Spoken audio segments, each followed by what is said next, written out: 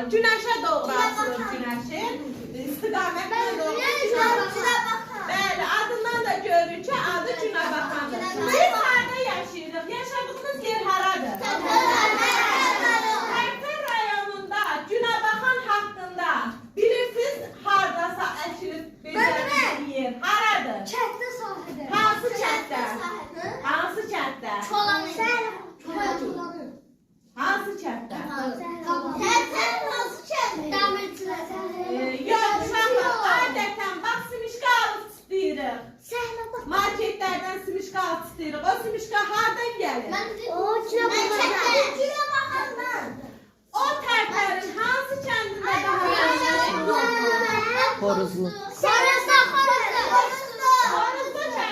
Xoruzlu kəndində eşitmisiniz patron şirkəti?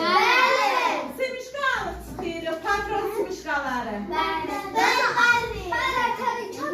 Tərtərin kəndində, bəs mən də öz yaşadığımız yerdə deyirəm də. Xoruzlu Tərtərin kəndidir. Aşağılar, Xoruzlu kəndi Tərtərin bir kəndidir. Orada da böyük bir şirkət var, patron şirkəti. Bizi hal-hazırda demək olar ki, ölkəmizin çox hissəsində patron şirkətindən alınan simişkalarıyla təmin olunur.